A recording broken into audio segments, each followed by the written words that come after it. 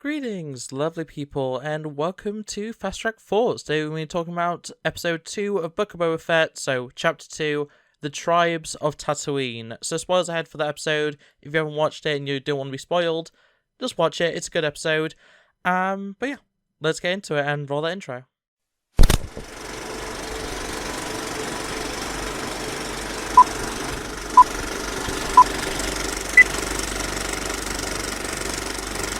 So, this episode was perfectly fine, and, in the intro, when I said it was good, I did mean it is a good episode.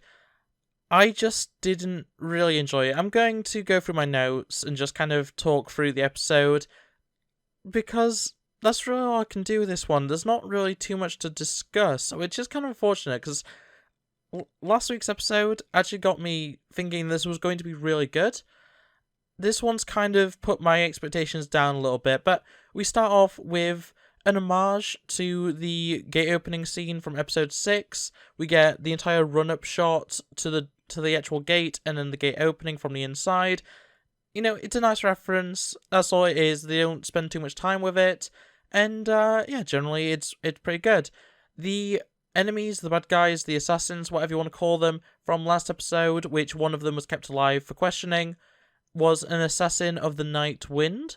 As far as I'm aware, this is a faction that we've never heard of before. I could be wrong, there might be some expanded universe that has assassins of the Night Wind, but it's not something that I'm familiar with, and generally, when there's something that is taken straight from a comic or a book or something, I will usually find out before the next episode, if they are from expanded universe. I have not heard anything, and as I say, I haven't actually looked into it too much, so completely possible. But yeah, Assassin and Nightwind, I like their outfits, but seem to be just an assassin guild. Pretty boring, honestly.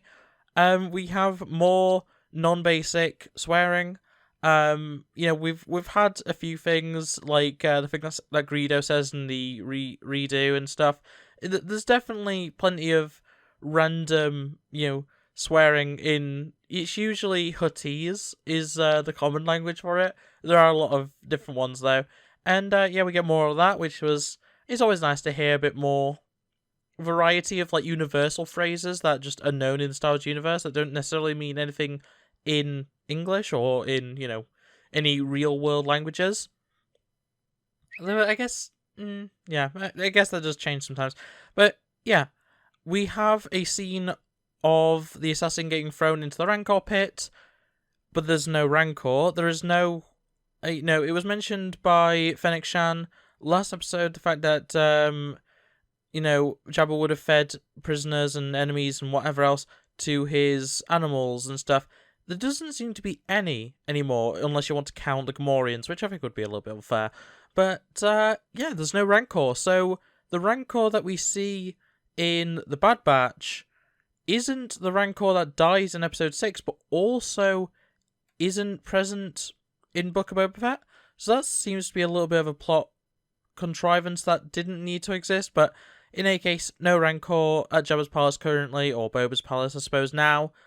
And, we then find out, or at least from the assassin's mouth, we find out that they were sent by the Prime Minister, or the mayor, of Mos Espa. So they travel back to Mos Espa, which seems really quiet. Like, Mos Espa's streets, I swear when we've seen it before, have been way more packed, way more busy. It's kind of interesting to see that they're kind of quiet. And that is changed in Sanctuary. Sanctuary is shown to be very busy, but just the streets of Mos Espa seem a bit quiet. I don't know whether that was intentional, or whether that was just a bit of oversight, because I don't know, there doesn't seem to be as much life as there usually is in Mos Espa when we see it. We have an entire altercation with the mayor of Mos Espa. It doesn't really go anywhere, but it does lead to Boba finding out that the Hutt twins, so Jabba's cousins, are wanting the throne, which is perfectly reasonable, it makes sense, but what about when Bib Fortuna was in charge? Didn't they try to get power then? Why are they only doing it now? Once again, it just seems a bit like a bit of a contrivance in itself. I'm not too sure about where that's going. Also, I will say, not only are these twins nothing alike, They also, and I may be wrong about this, they seem to be CGI, and it's completely possible they are actually puppets and they just look really bad. But in any case, they don't look as good as the original Jabba puppet, and they don't even, in my opinion, look as good as the episode 1 and 2. Is it 2 as well? Definitely episode 1 CGI for Jabba. Definitely miles ahead of anything from the special editions of the original trilogy. But yeah, the CGI, or if it was puppets, the puppets are just not very good. They just don't quite look right. They kind of stand out too much. I don't know whether it's the lighting or the sliminess or anything like that. To me, they just didn't look right. And that's kind of unfortunate because, Star Wars, if it's known for anything, is known for having some spectacular effects. And yeah, honestly, I could have done without seeing huts, because if they're going to show them like this, it's not ideal. And sure, next time we see them, they might look better. It might have just been the lighting, as I say. But in any case, yeah, the Hutt twins didn't look right at all to me, and it's kind of a shame. Something that isn't a shame, though, is that the Hutts have hired Snuva, who, if you don't know, is a Wookiee mercenary, a bounty hunter, that sort of thing, from Shadows of the Empire. Technically, he's not actually in Shadows of the Empire. His first appearance was in the art book, and I think he was added into a few novels after the fact. But yeah, Snuva, he's a black and grey Wookiee, pretty rare in the grand scheme of things. We don't see many of them. And he's a bounty hunter. It's a very deep cut. And the thing is, I'll be honest, I did Google what game he was from and what his name was, because I don't know that much detail, but as soon as I saw him, I was like, well, that's clearly the guy from the games. And it's so interesting to just randomly have characters like that brought back. It's like what happened in Rebels a lot, where they would bring a lot of out-of-universe characters or extended universe characters back in, like Thrawn and stuff. So I'm very excited to see what they do with Snuva. I hope it wasn't just, a cameo sort of deal. I hope that it was actually he's going to reappear with the Hutts later in the series. But in any case, I'm happy that it's something to recognise. I'm always a fan of a little bit of fan service, as long as it's not overdone. And yeah, Snuva from Shadows of the Empire. Pretty cool. So that's really it when it comes to the, I guess, current day sort of deal. The furthest point ahead in the story. And the rest of the episode is basically just more flashbacks, which, I'll be honest, I'm starting to get a little bit bored of them, and we're only 2 episodes in. It seems like they really want to, and I know it is the book of Boba Fett, but if they wanted to tell the full story from, episode 6 all the way to, after Mandalorian, they could have done it in chronological order without the flashbacks, the flashback mechanic, I suppose, and I think it would have actually worked better. But in any case, we see him back with the Tusken Raiders, and there's a hover train, which in my notes I put that it might be Crimson Dawn, just because it's one of the species that is part of Crimson Dawn. It turns out it isn't. I'll get into a bit of that a little bit later.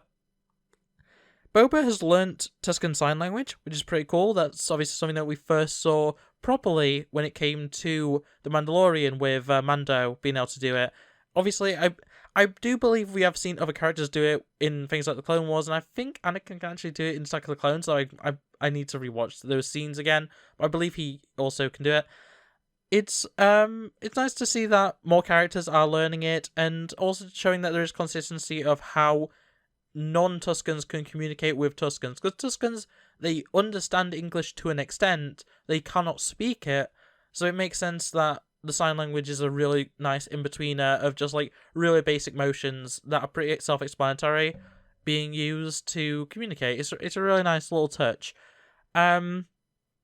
We then see, so the hover train kills a lot of, it kills a Bantha and it kills a few of the Tuskens. So Boba decides to follow some speeders from the same group, from the same, syndicates, I suppose, and goes to a bar to attack them and steal their speeder bikes. He does, and the fight is nothing too special. It's quite nice, but it's not really, especially compared to a lot of stuff in The Mandalorian. It's just, there's not a candle to it. It's kind of sad, actually. But we do have a ball shot, which is always funny.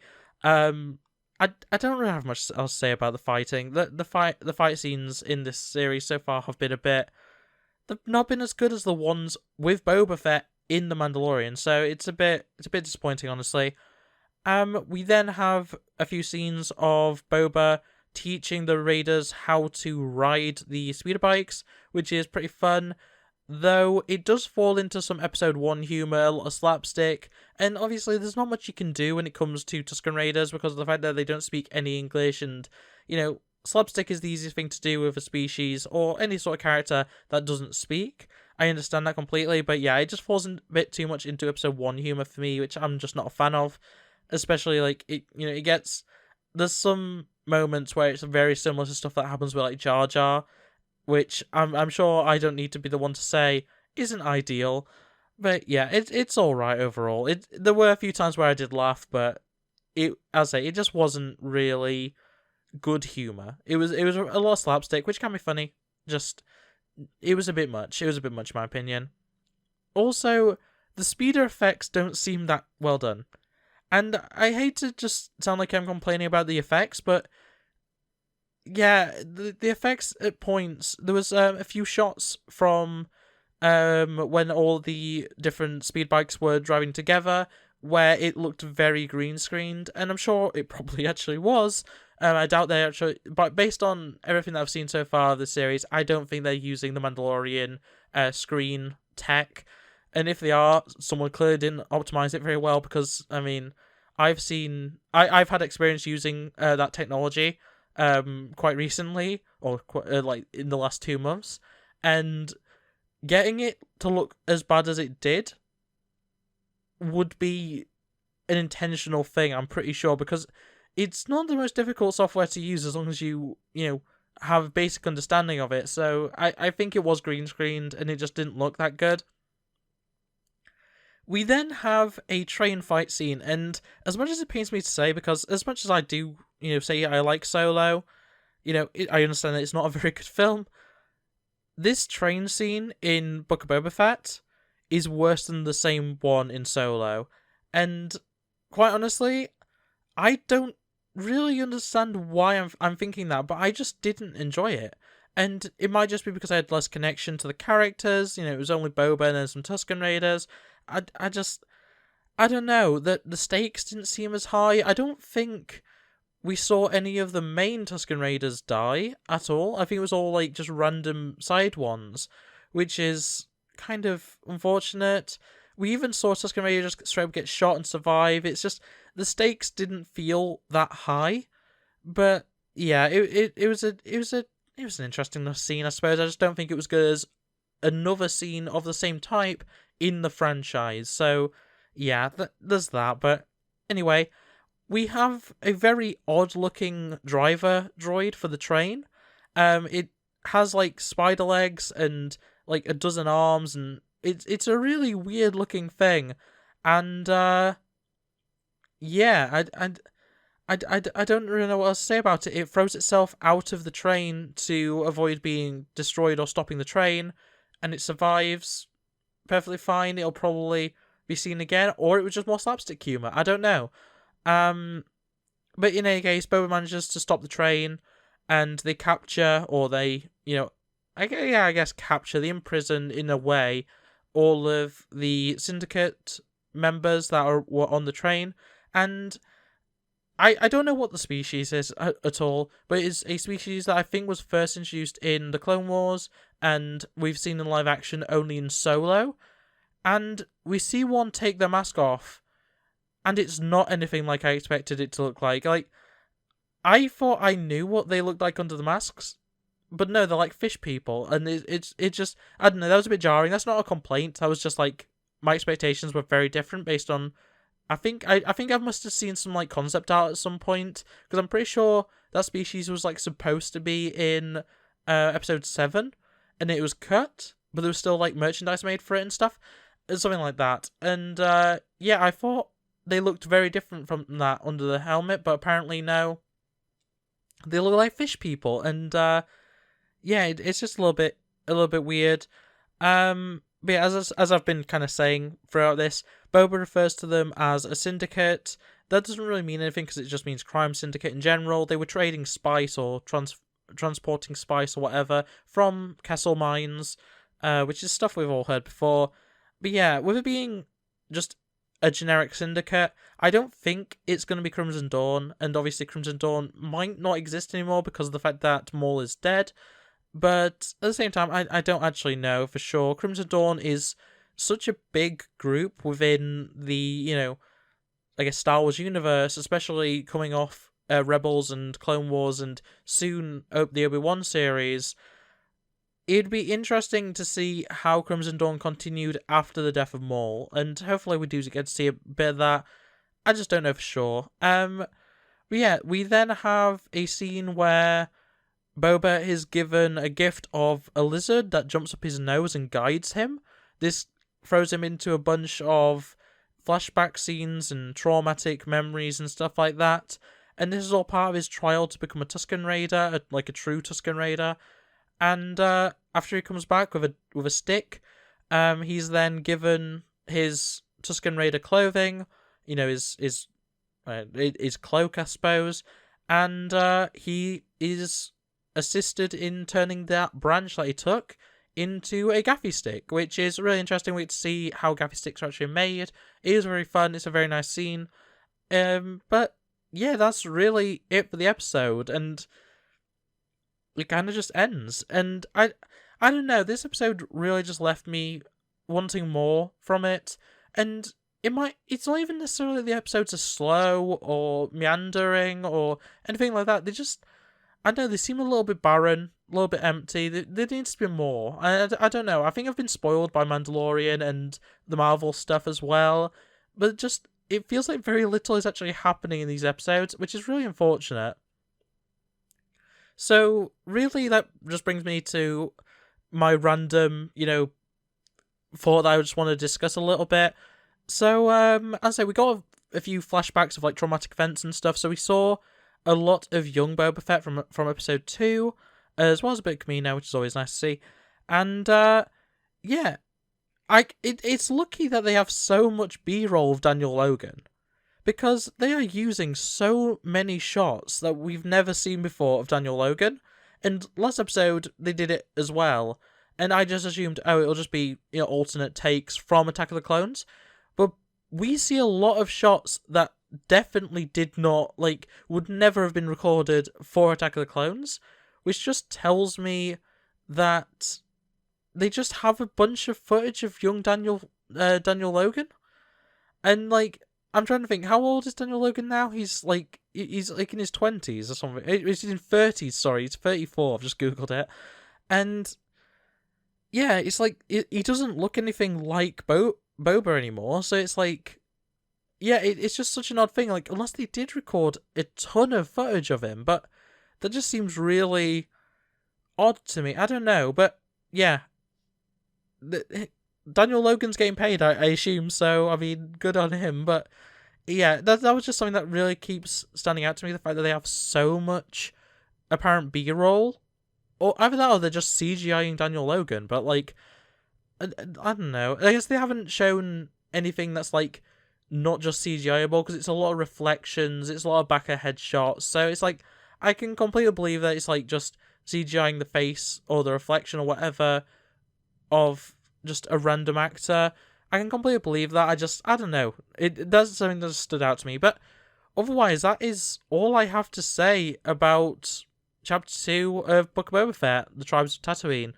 It's definitely an interesting episode, and as I say, it's not a bad episode by any means. I just didn't enjoy it as much as I wanted to, which, it just means that next episode I'll go in with lower expectations. Maybe I'll have them blown through the roof, and suddenly this series will be amazing again, but yeah, last episode was perfectly good. I did enjoy it. It gave me hope.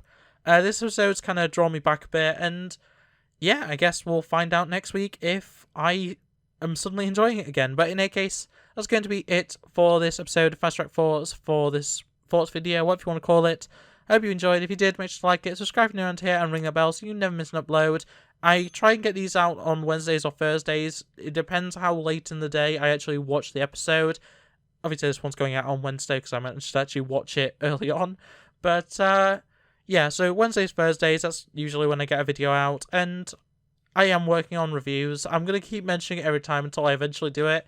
I have got reviews that I'm working on. I have scripts that are like mostly finished, and it's just a case of actually getting them recorded, getting them out there. The actual reviews take way longer than thoughts videos, obviously, because thoughts videos are just me reading from notes for the most part, or even just, talking off the top of my head. The reviews take scripting, take a lot more editing.